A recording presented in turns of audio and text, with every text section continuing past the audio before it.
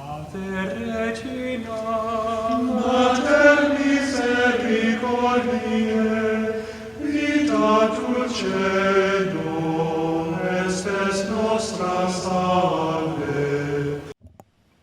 The Lord be with you.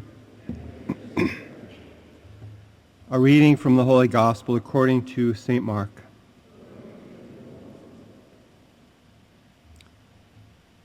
Jesus and his disciples set out for the villages of Caesarea Philippi.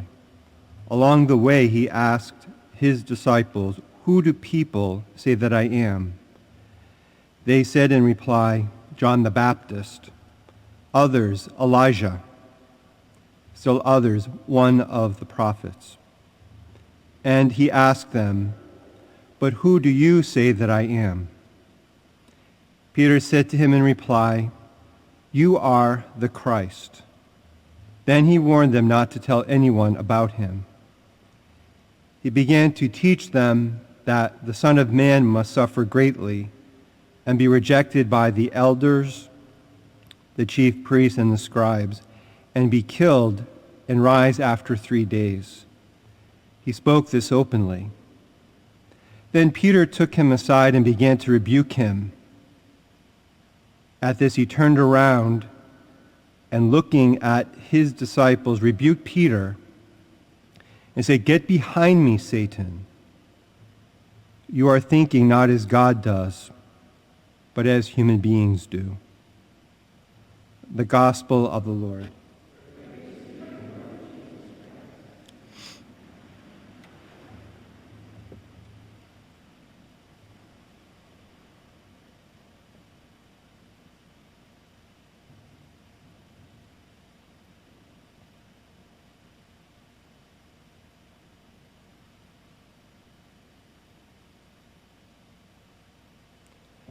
As Jesus is teaching his disciples, he asks a fair question.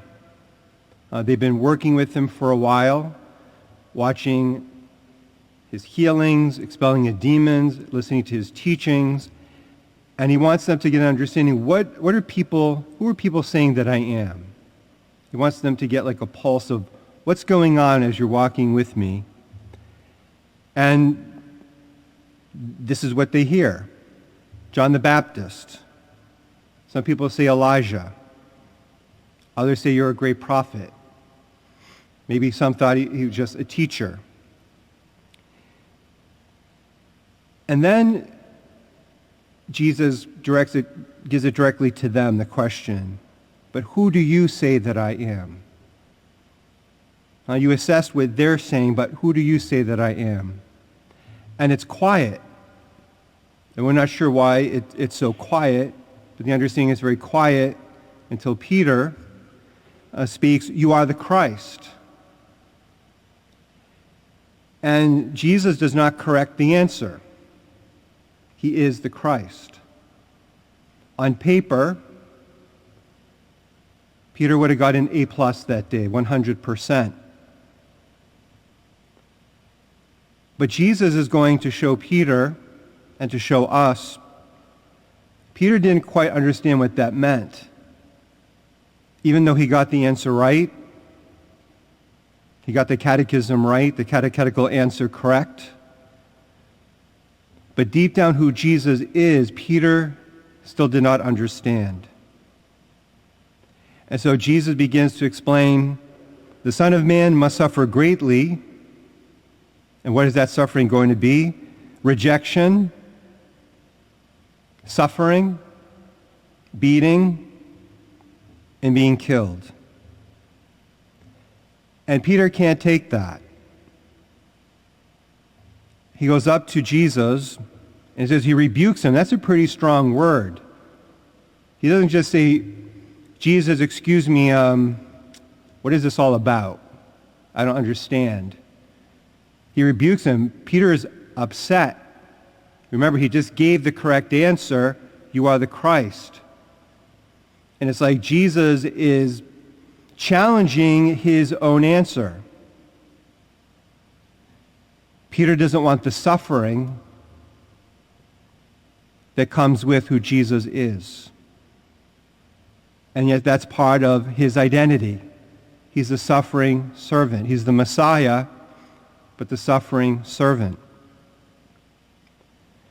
We could probably go out and all through Manchester and ask people, who do you think Jesus is? And get all kinds of different answers. Some might say, I have no idea. Some might say, I don't know. I've heard people, when they're angry, say his name. They may not know any more than that. Some might say a good teacher. Some might say, well, some people say he's God. But always we have to come back to, but who do we say Jesus is? Who is he for us? And we can maybe give a very good catechetical answer. We may be able to give a good essay, pass a test. But the real test comes with our life, our own experience. Yes, there's the revealed truth of who Jesus is that can't be changed, but what does that revealed truth mean for us? How do we encounter the Christ? We're probably like Peter, where we don't like the suffering part of Christ. Last week I went to see the movie Lourdes about Our Lady of Lourdes, and in my mind I thought it was going to be this nice documentary that kind of explained Lourdes, Bernadette, what happened, what are the messages of Lourdes, and maybe showed some of the people. There's been, I don't know how many confirmed healings, over 70 confirmed healings. I thought they might show some of that, and then maybe some of the pilgrims today going to Lourdes. Instead, it was a true documentary. Every single person they showed had extreme suffering. Extreme suffering. And after the movie ended, I was kind of like, I'm glad that's over. And the next day, I was bothered by it because the suffering seemed very intense. And what I realized and recognized is, again, I was looking at it through my human eyes. And I just saw suffering. And it was hard to see the hope. I mean, it was kind of there, but it was hard to see the hope. Because in my mind, I want Jesus to be a particular way, right? I don't always want the cross and the suffering. I'm kind of like Peter at times. I have this image of Jesus. I want this warrior who comes down, kicks Satan out, does all the healing, and he does do that. But our understanding of who Jesus is cannot be separated from the cross. And that's what Jesus is showing in the gospel today. The suffering Messiah comes with the resurrection. That's why we always have the crucifix that's part of the Holy Mass. And when the priest is celebrating Mass, he can look at the crucifix himself as you're looking at the crucifix to remind that the cross and suffering is part of our faith, the Paschal mystery. We can't just have the resurrection. It's both. Bishop Labashi is having for our Lenten focus, rediscovering Jesus. And so maybe a good way of this Lent, we might give up all kinds of different things, which is fine and great, but maybe this Lent we could bring this question and asking Jesus said, who do you say that I am?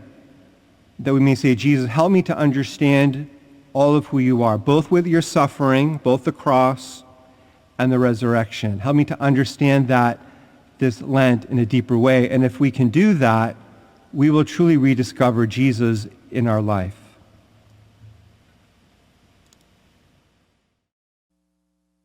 Regina Celi, Letare, alleluia, qui aquae meruisti portare, alleluia, resurrexit sicut dixit, alleluia.